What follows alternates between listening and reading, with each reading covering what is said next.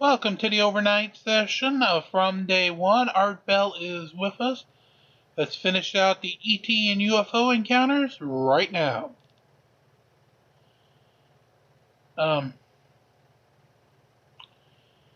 This isn't good when I hit the tape deck and the deck doesn't, play. Let's try that again. Let's try doing the UFOs right now. Absolutely. Mm-hmm. Why not? You got the trucker going down I-40. Right, I've got the picture. Okay, well, very interesting, and I appreciate the lighter side of anything. Trust me. Enjoy it very much. And that was a good Skype call. Okay, let's go to Canada and Craig. Hi, Craig. Hi, Roswell's out. Thank you. Not so long ago, you had a gentleman on the phone who was trying to pilot his plane over Area 51. I'm just wondering whatever happened to that guy. Well, it may well be that a railgun shot him down and he's nothing but dust. It does seem a bit strange that he was able to use a cell phone, in an aeroplane. It just came across a bit strange, that was all. Well, I really appreciated it. Yeah? I mean, if he didn't have that cell phone and he had not reached out to me, how would we know anything at all? And how would we be wondering now what became of him? Well, we don't do it. We don't know whether he's alive still or he's gone. Indeed. Where are you, by the way? Canada. I got that, but I mean, where in Canada? Edmonton.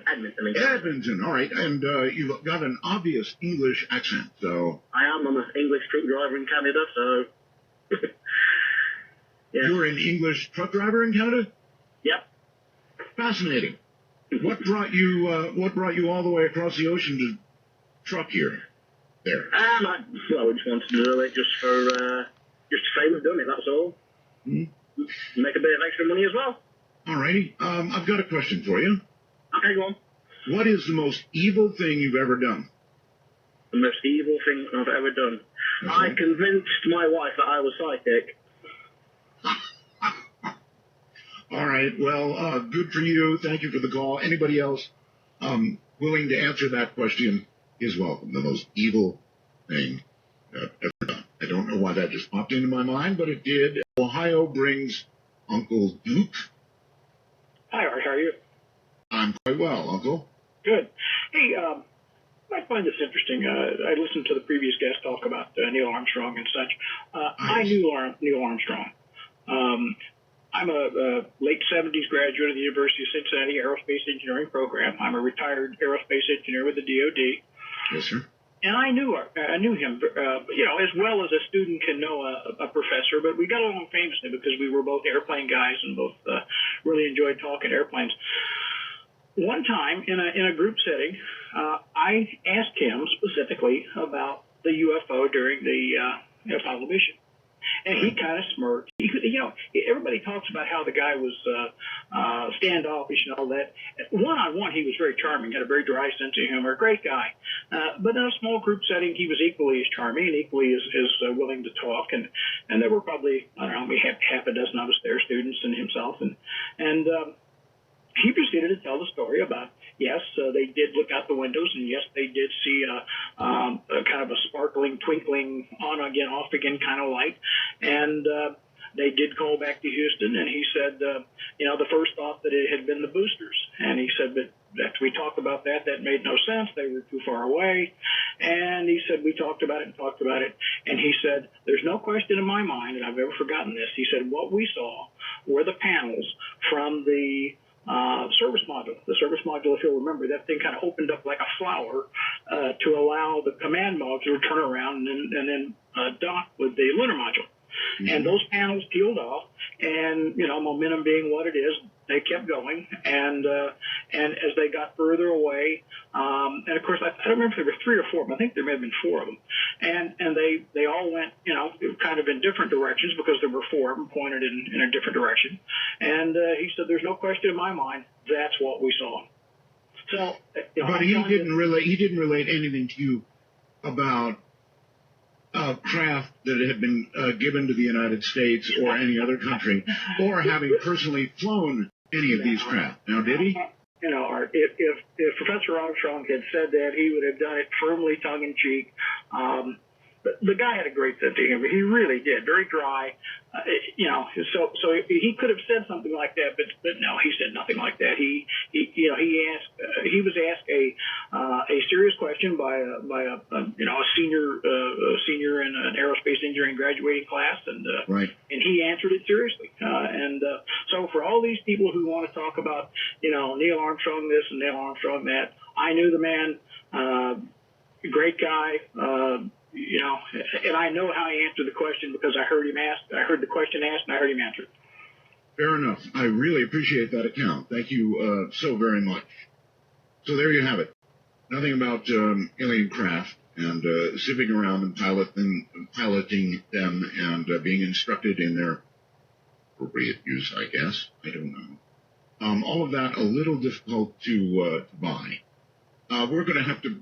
Boy, time does fly, doesn't it? My goodness. All right, we'll break here for a moment. When we get back, we'll continue to answer these banks of calls, and you should see them coming in. Holy mackerel. This is Dark Matter.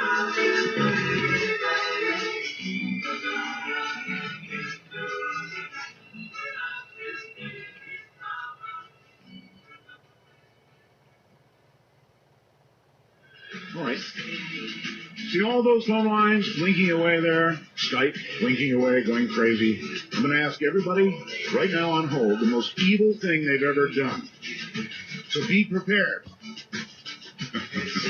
And I think we'll begin with Florida and Dave. Hello, Dave. Oh, Hi. How you doing, Dave? no, not too bad. About 6:30 on October 11th on Highway 160, right at the bottom of Monument Valley, right about 18, 19 miles south of Mexican Hat, Utah. All right, October 11th of this year. There's a wide spot there, and I spent the night there. I drive trucks for a living, and I spent the night there, and I got up just about sunup. And, I full flatbed, so I got out, kicked my tires, everything like that, checked, straps, chain. And about, I'm going to say 1,500 feet, there's that little ride, that little white spot there was on top of a knoll. About 1,500 feet out there was an object, I don't know what it was, all right? I don't know if it's one of military aircraft or what, but it was dead quiet, and it was shaped like a spoon without the handle, but turned over. And it was a nice silver color, but the bottom of it looked like water, rippling water. Oh, that's weird.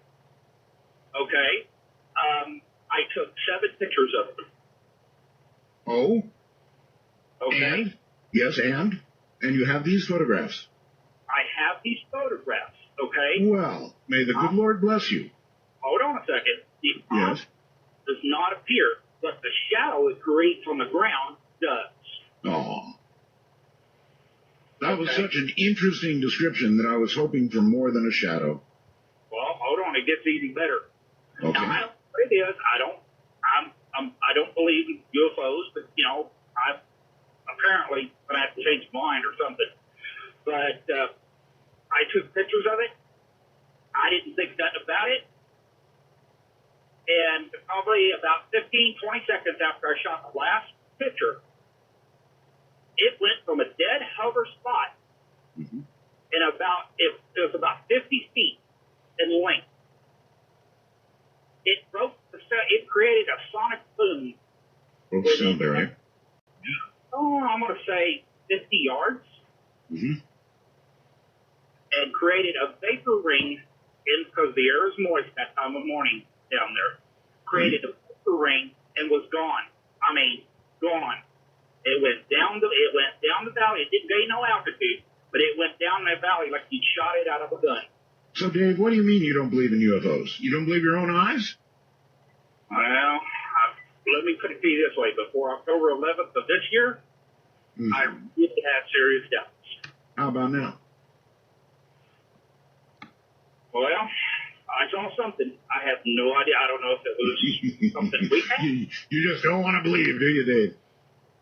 Well, I don't think we have the technology for the inertial dampers unless it was an unmanned aircraft. There's no way a human body could take that type of stress. And so from that, what do you conclude? It ain't from here. If it ain't from here, and it did what you said, then, Dave, you gotta believe. Yeah, I do now. Hey, Dave, what's the most evil thing you've ever done?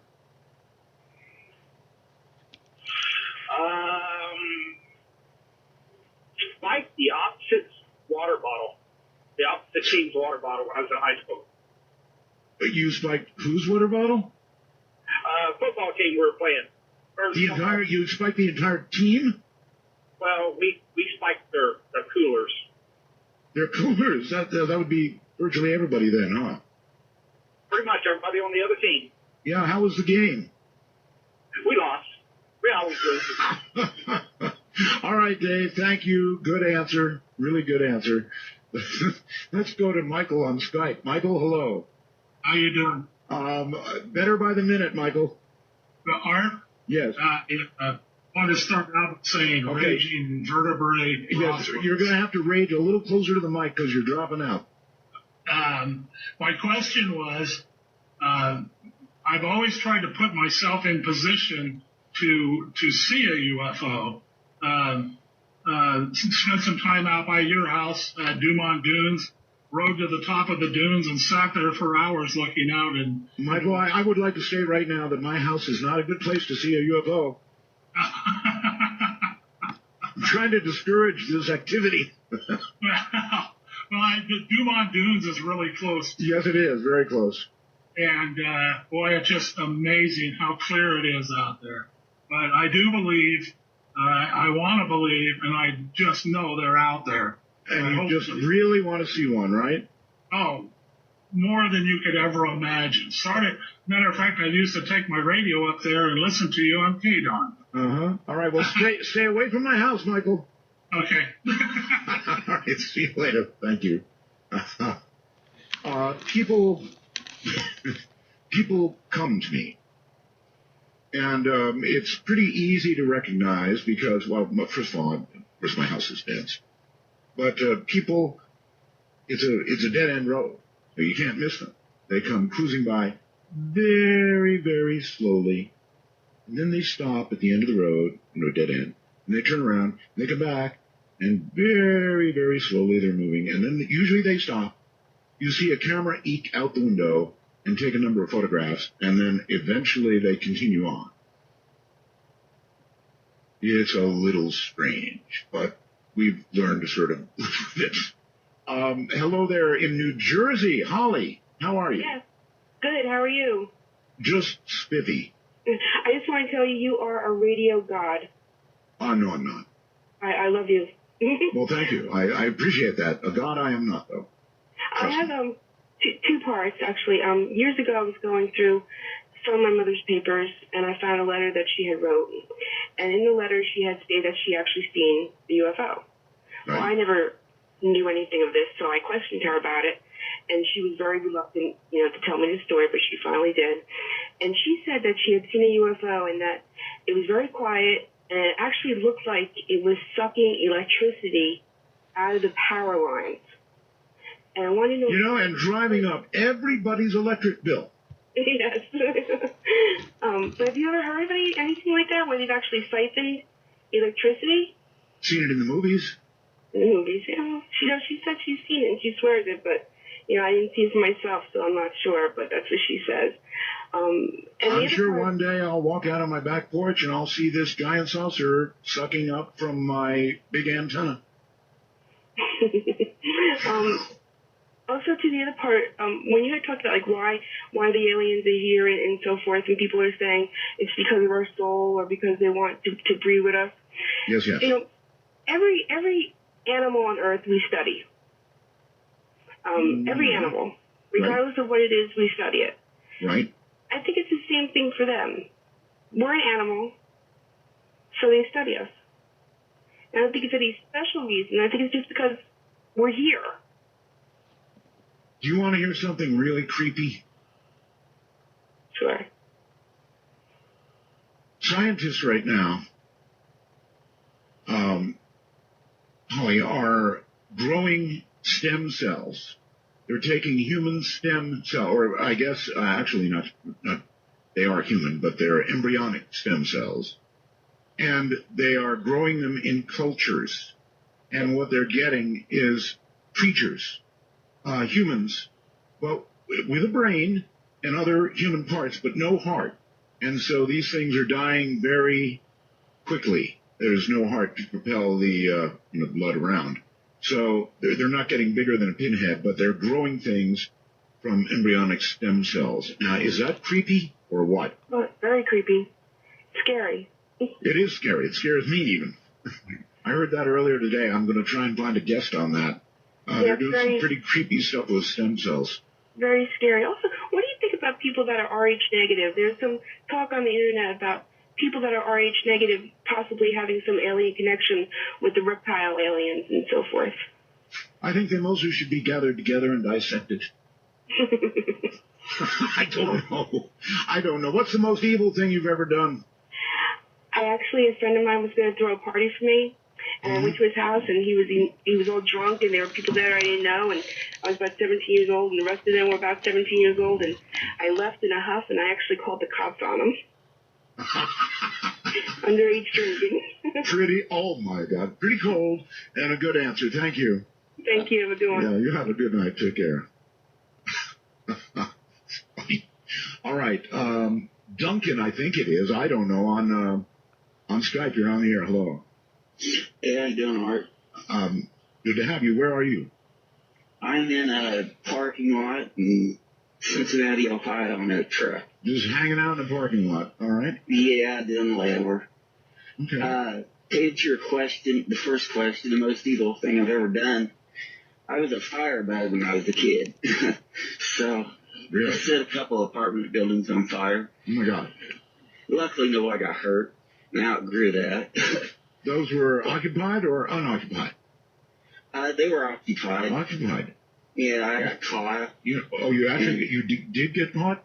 Yeah. Uh-huh. Luckily for the people. That's fairly evil. Live there. Yeah, that's fairly evil. You win so far. Well, I feel bad about it now. I do too. I also I've never seen a UFO. Uh-huh. I've traveled 5 million miles. Because of your evil ways. I think so. I feel kind of lucky for that. And also, I had another question that's unrelated. There was a lady who used to explore caves. Bonnie Crystal. Yeah, will you have her back on anytime soon? It's a good question, and I'll see if Bonnie's around. But yeah, she's a fascinating lady, huh? Yeah, she lived a very long time in Hong Kong, and we used to chat while she was in Hong Kong and I was in Manila, and we used to get on the internet and chat. So I'll see if I can reach out to Bonnie, all right? Well, it's been great talking to you. I'm so great you're back. Well, thank you. Thank you very much. Oh, those poor people. Not one, but two apartment buildings. Oof. Okay, so on Skype, I'm art.bell51. That's art.bell51. That's scary. Hello there in Colorado. Gary, you're on the air. Hey, how's it going, Art? It's going pretty well, actually. I have a kind of similar story to the Iron Hand. Okay. It's not necessarily the Iron Hand, but some years back when me and my wife was together, I was at the house. I was off of work, and I was really, really bored and full of energy. Right. A friend of mine called me and said, hey, come on over. We're having a get-together. There'll be some drinks. There's going to be all my family here and everything. It's going to be really fun. I said, of course. Not a problem.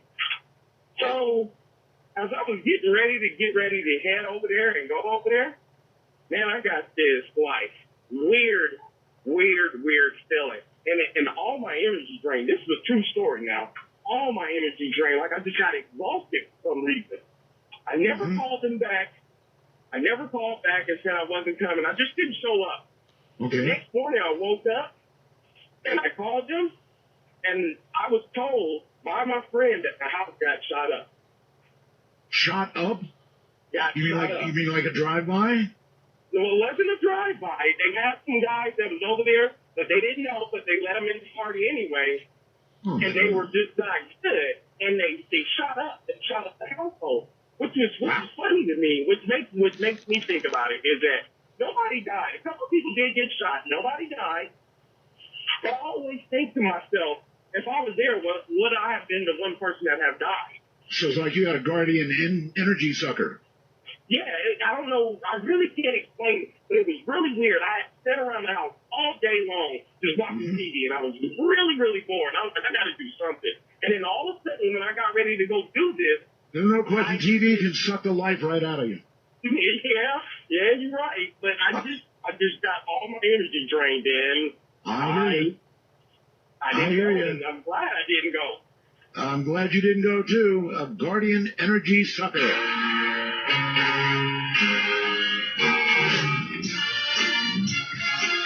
We'll be right back.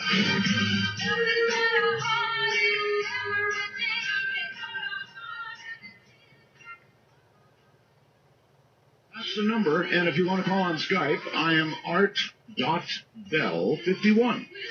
That's ART.bell51. Simple as that. Let's go to Michigan and Dean. Hello, Dean. Hi, Art.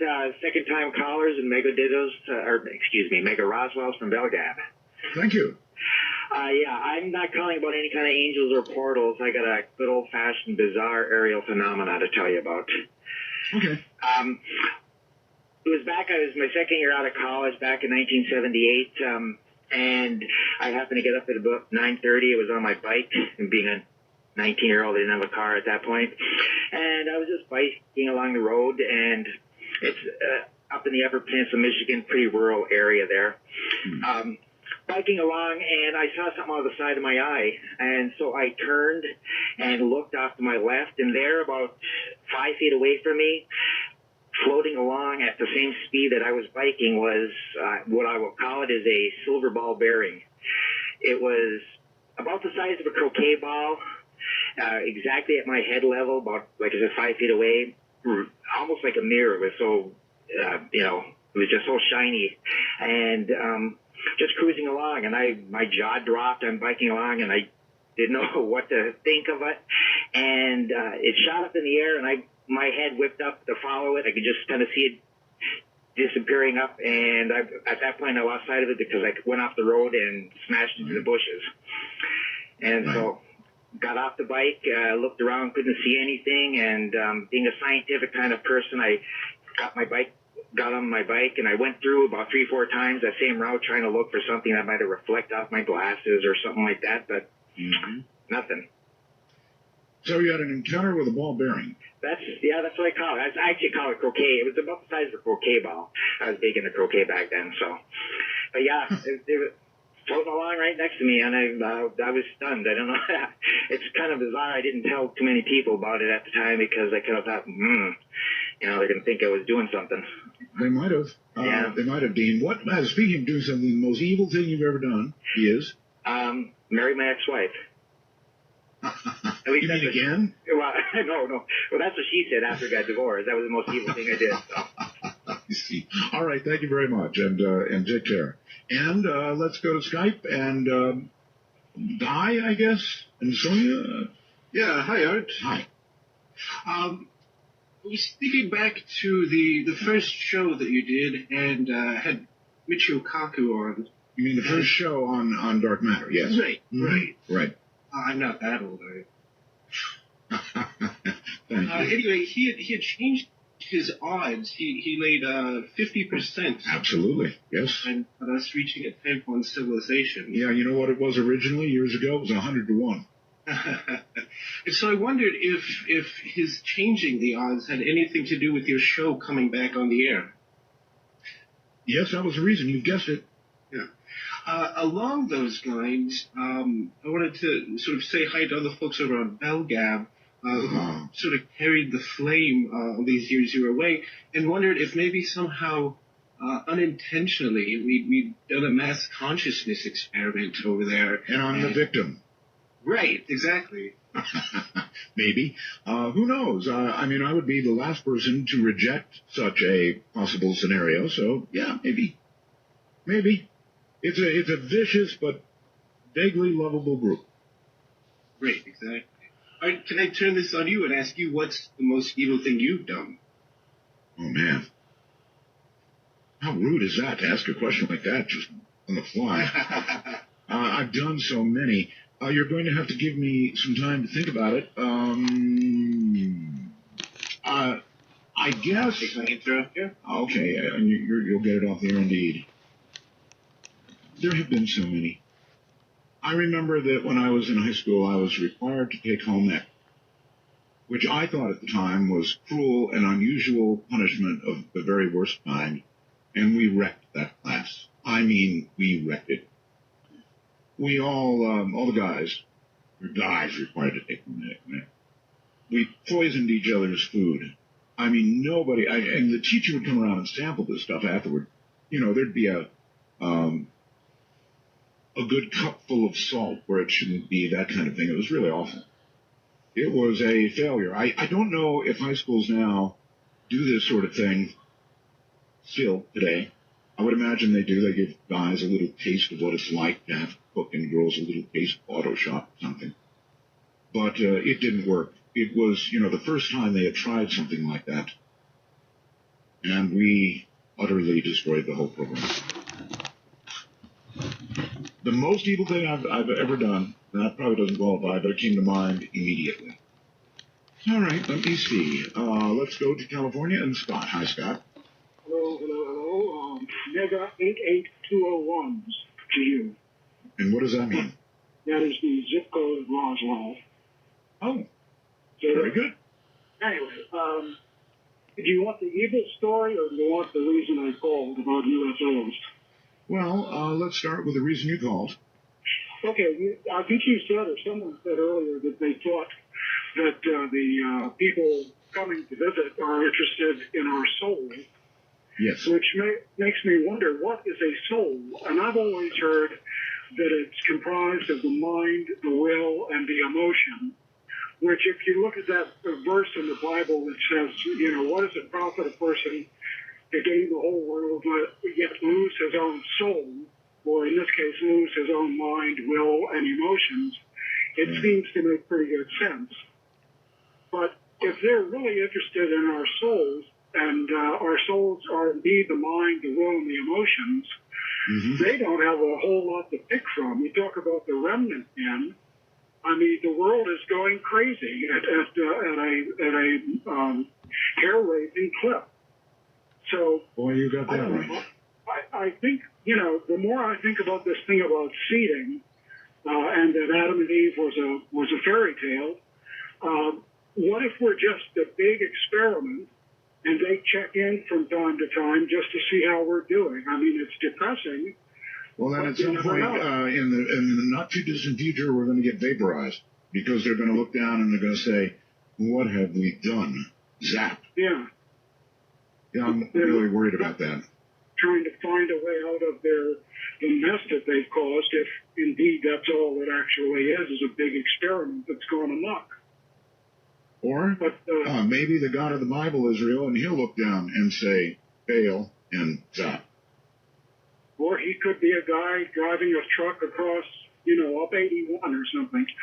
I-40, and just presses a button. Zap. Okay, that's the serious thing. The most evil thing I did was more funny than evil, but it was evil.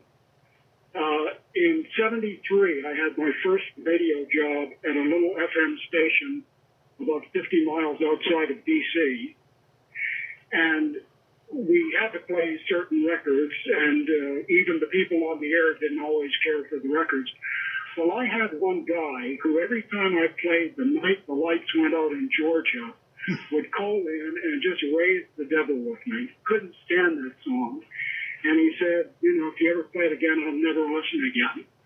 And I said, well, sir, I don't know if you're aware of the consequences of that action, but we're licensed by the Federal Communications Commission to operate this radio station with an antenna height of whatever it was, a wattage of whatever it was, effective radiating power of 3,000 watts, which means we can only accommodate a certain number of listeners at any one time. So you're free to tune out if you want, but I can't guarantee that you're going to be able to tune back in if you decide later you want to. And I paused. And about 10 seconds later, he said, well, okay, I'll let it go this time. Not bad. Not overly evil, but not bad. I did much worse on the radio. In fact, even recently. Let's try Skype. Boy, not a good connection here. Kenny, hello. Hello. You're all distorted, Kenny. It's I see something that says I'd rather be killing zombies. Yes, I would rather be killing zombies. I bet you would. And with audio like that, they're probably going down fast. Get away from your mic a little bit there, Kenny. Gotcha. Usually I have to say the other way around, but you're really pumping some audio there, my friend. So what's up? Well, it's good to hear you again on the radio, and that's all I want to say. All right. Well, I appreciate the call. You said it. Take care. And I think some people sometimes just want to see if they can get through. Yes, you can get through. But be prepared to answer people. To Dave in Florida. Hello, Dave. How are you, Art? Very well, thank you. First time caller, long time listener. I grew up over in Vegas, over the hills for you. My dad was on the Air Force Base. We lived on Nellis from 77 to, I think, about 81. And do you know where Sheep's Head Mountain is? What? I'm sorry, what mountain? Sheep's Head Mountain. Sheep's Head. I've heard of it. I don't know where it is. It's kind of, I guess, kind of northwest of the base, on the other, in between, I think, what is it, 95 or... Right. Anyway, me and my brothers and 3 other friends, I loved to explore when I was a kid. And I used to see snow on that mountain occasionally.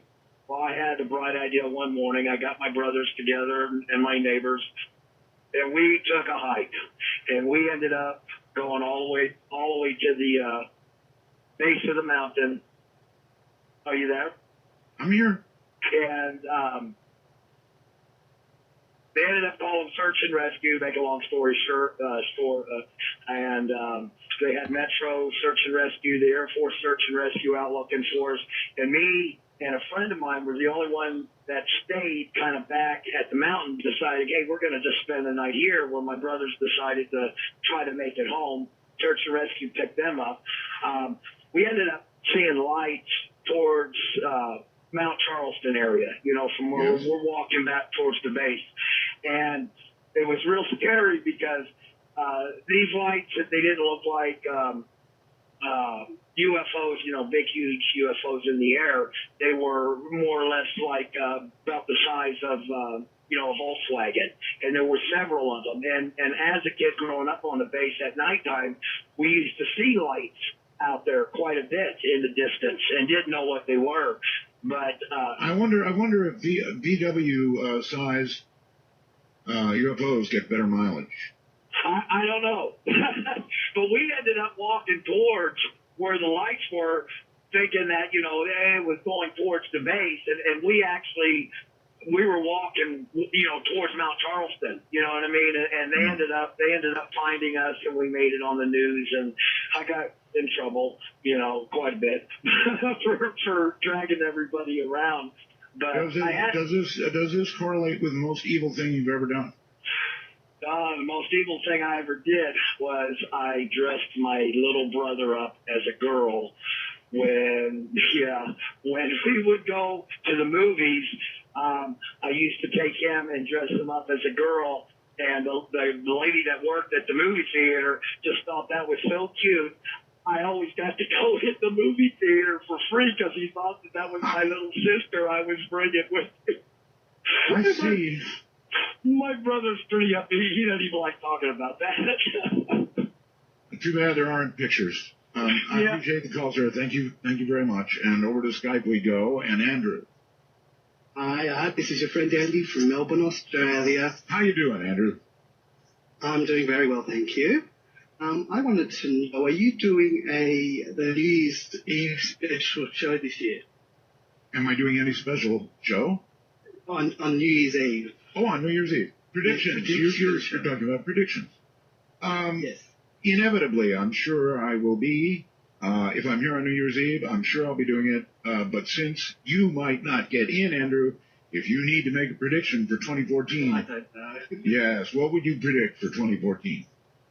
I predict, well, I think I'll predict the downfall of the other show, the show that must not be named. Hopefully I get a ding, ding, ding. Nah, I don't think so. I don't think so. Maybe dogs and cats will make up and everybody will get along and the world will be. What's the most evil thing you ever did? The most evil thing I ever did. I did a similar thing to my sister, what the last caller did to his brother. I dressed my sister up as a boy once. I forgot about my sister. I can top you, Andrew. I did something pretty awful to my sister. This was when I first began playing with electricity. I was pretty young. And I wired up an electric chair. I took a regular chair and I wired her up. Bear in mind, I was very young. She was way younger. But I had her all set to plug her into the wall. I was just discovering electricity and wire, and I thought it'd be a cool idea, so I had her wired. And of course, gee, this brings up all kinds of things. I also wired up the doorknob to my room, and I had a metal thing that you would have to stand on if you were, in front of my door, so that when you knocked or touched the door, along with hopefully either bear or socks on, you received a terrible jolt. And so I did play an awful lot around with electricity when I was young. Now, I did not plug my sister in, but I did get pretty close, actually. Nevada has Mike coming our way. Hello, Mike. Hey, what's up? How are you doing today? I'm just spiffy. Well, first time caller. I just want to say before I actually ask a couple questions, I was going to say, big fan. Actually stumbled across, I found out about you through YouTube. I stumbled across some of your videos just when I was surfing through YouTube a couple months back, and then found out you're off the radio through Wikipedia, then found out you were back on the radio. It's cool to actually be able to talk to you. That's all I want to say that. Well, thank you. But one question I was going to ask him, and I was going to respond and comment, was, what did you think of Timothy Good? I thought he was, was he as credible as some of the other people you've had on, some of the other guests that you've had on? What do you say? Is he respected? I guess you're asking me, do I think he was as credible as others? Yeah. I don't think he was as credible as some, and as credible as some others. I've had a very wide range of guests on this program, and so that'd be my answer. Not as credible as some, and as credible as others. Yeah, I thought he was, I thought some of the stuff he said was pretty far-fetched. And to be completely honest, I'm not trying to be one of those debunkers from the way he put it. It's just, to me, some of the stuff that he was trying to describe, at least like the whole telepathic stuff. And this is my I'm with you all the way. Look, I'm with you all the way. Timothy Good has a very long and distinguished reputation in ufology. And so I guess I would say I was surprised at the way he laid some of this out tonight. It was pretty tough. Really tough. I agree. And what was really weird about it was, this is the way I always look at it. If you're really looking hard enough for something, you're going to find it. And I think, how he said that he sat down and he telepathically sent out a message to everybody passing through the hotel or whatever. How many hotels has he gone to and done that? And then, to me, that's all I'm trying to say is, if you're looking hard enough to find something, and that's your career, your life, you're going to run into something that's, to you, seems versus whoever's doing that's going to seem abnormal or paranormal or out of this world. And I'm not trying to say that he's uncredible. Like you said, I looked him up online, and he seems, like a respectable guy in his field and everything like that. And I'm not saying he is. And I'm not saying he is. Right. He's all of that, sir. Look, I had the same reaction. Now, you don't argue with somebody who said, look,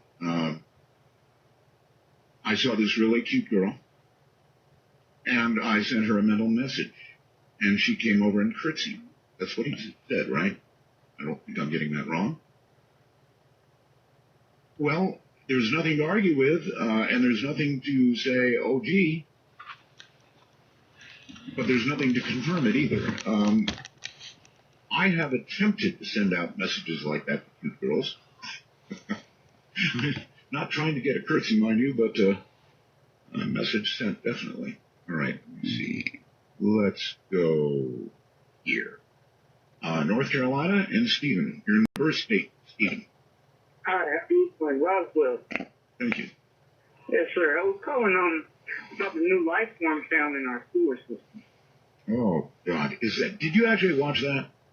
Yes, sir, I did. And I was wondering, like, how could this be created? I don't think we want to know. Shit. I mean, that thing looked disgusting. Yeah, it really did. I was like, is that a leech or is it? I don't think it was a leech. I have no idea. It was disgusting. Pure disgusting. It makes me not even want to drink no water no more. Oh, well, of course, you shouldn't be sampling water from the sewer anyway, but whatever it was going down there, I don't want anything to do with it, and it was just icky. Yeah, nasty. Yeah, I appreciate. Oh, and you're in North Carolina too, aren't you? Yeah, yes, sir. Mm-hmm. Good luck, because you know what? That thing will probably grow. Oh, you're like a block. Yeah, get some form of legs, maybe. The first thing you know, you're asleep late at night, and well, there you go. And up through my feet comes a blob. Oh, yeah. Hey, worse yet, how about your bathtub? Oh my God, not while I'm in there. While I'm taking a shower. Yeah, while you're taking a shower. Oh, God. Listen, everybody, that thing is awful. I don't know what it is. They say it's growing in a sewer in North Carolina. Take a look at it. It's moving. It's alive. It does not have arms, legs, head, or anything like that. It just looks like disgusting tissue, I guess is it's awful. But it sort of pulsates a little bit. And in view of where it grew and or was, I hate to use the word born, came into existence. Anyway, I'm done with this. If you want to see it, go take a look yourself. On Skype, you're on the air. Hello, Jason. Hi, how are you? Just fine, sir. Where are you? I'm in just outside of Brandon, Manitoba, just west of Winnipeg. Okay. A tasty Canadian. That's right. I'm driving cross country here. Okay. And I was wondering if somebody's actually figured out the actual numbers as far as UFO sightings in the summer compared to the rest of the year. Why? Well, I'm gonna go out on a limb here. I'm gonna say more in the summer, and the reason there's more in the summer is because people are outside doing stuff in the summer and they look up occasionally. I completely agree with that.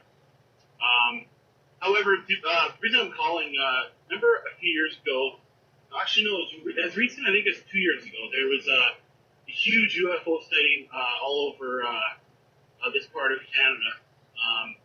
And it was huge heavy lights, and it was seen from all of Manitoba throughout Saskatchewan. Remember that? I actually do remember it, yes. I remember the reports of it, yes. Yeah, mainstream media and everything. I just found that really remarkable, just because it's not, a guy in his backyard looking up at the sky. Gotcha. What is the most evil thing you've ever done, Jason?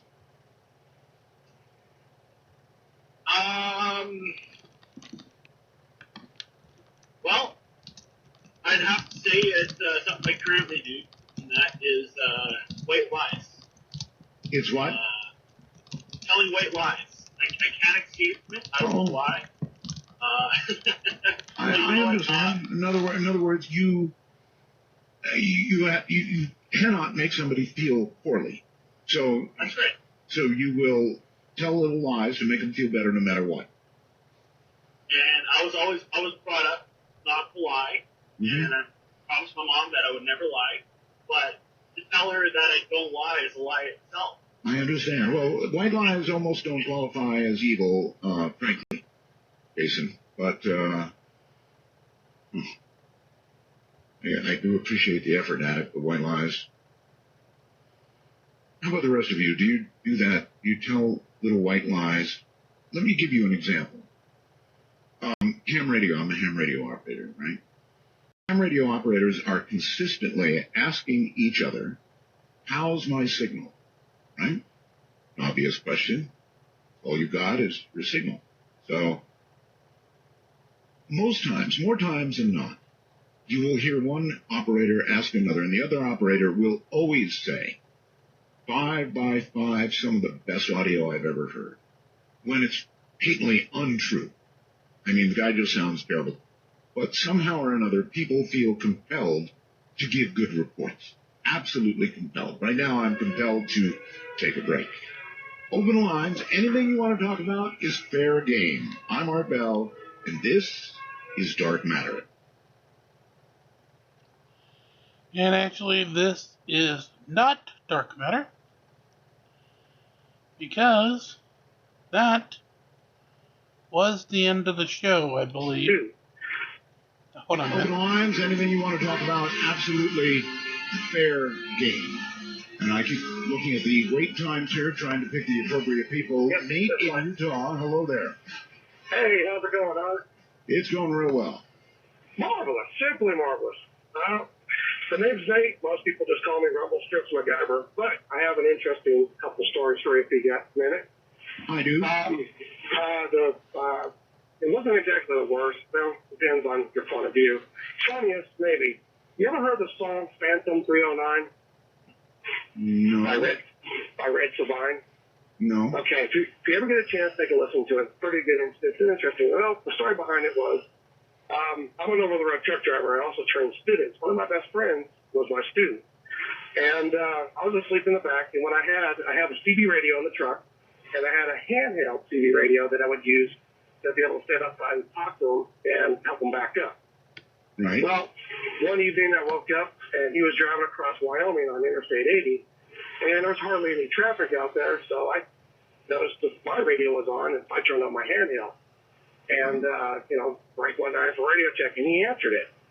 And we talked for about half an hour, 45 minutes, and we realized the signal hadn't changed. Well, truck drivers, you're out of 2-3 mile range, the signal weakens. Well, anyway, he asked me where I was at, and I said, well, I'm right next to you. And he was like, no, really, seriously, where you at? And I said, no, I'm serious, right next to you. But I wasn't lying, technically behind him.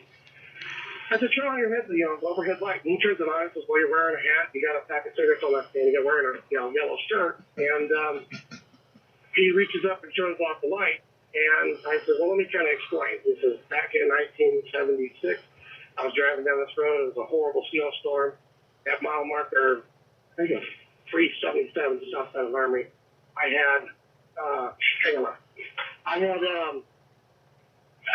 told him that there was a school bus of kids that had spun out on the interstate, and I actually hit them and killed them, and including myself. And the higher power basically told me I'm cursed to the roads until I save all the souls that I've taken. And he asked me what my handle was, and I was sitting there trying to think of a really good handle, and I knew the question was coming up because I set him up for the question. Anyway. Yeah. He asked the question, and the only thing that blurted out of my mouth was Ghost Rider. And I'm sitting banging my head on the walkie-talkie going, gee, that was original. But anyways, he was kind of had this weird, oh yeah, he bought it. Yeah. He had a weird look on his face the next morning, and everybody at the truck stop has pretty much heard the song Phantom 309, and they, truck drivers talk, so we just kind of ran with it. Well, that was the whole bit there. The odd thing I saw was, ironically, in Utah, yes, right turn right here. And he at mile marker 56 on Interstate 80. It wasn't exactly dark, but it wasn't light out. It was good dusk. Gotcha. And I saw It was on the southbound side of the interstate, and there was an orb that lit up. It's about a mile off of the road, probably about 200-300 feet above the ground, and you could see around the orb. You could see behind Okay, you it. gotta hurry. We're running out of time. Okay. Well, what happened is one appeared next to it, one appeared above, and it just five straight up in a column, and they all disappeared. I was just curious if anybody else seen that before. Have a good one. All right, take care. Keep it together out there. On the road, definitely. And by the way, the prize might go to Lori. I don't know where Lori is, but she sends me a wormhole message that the most evil thing she ever did was typing out an IRS audit letter to her sister. That might be the winner so far. I'm not sure, but it might be the winner. We're out of time, leaving the lines all full. I love open lines. I really do. You all be good now, and I'll see you next week. Good night. Thank you, Art, very much. Or somewhere, of course, in time. Alrighty. So, with that being said,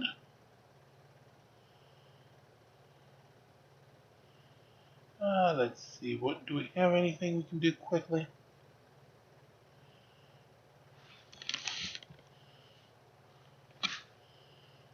Let's try to get this in. It ain't Judge Judy, but it's Joe Brown.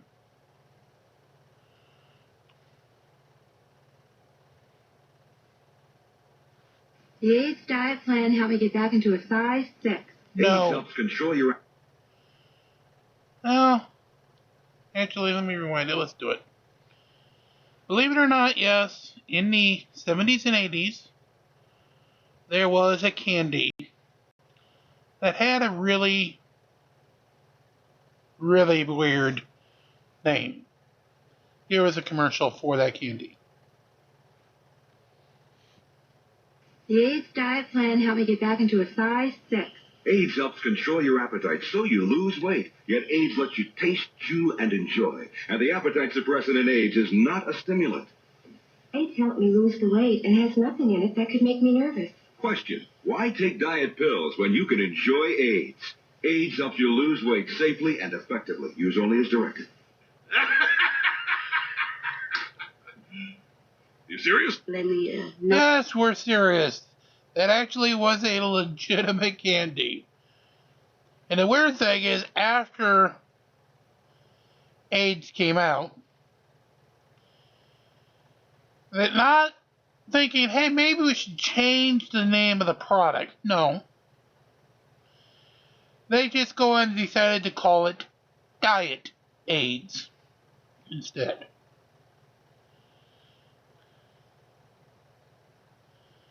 It really makes you go, really? You couldn't get the writing on the wall going, maybe, just maybe we should change the name. Maybe, but I guess not. Alright. I guess not.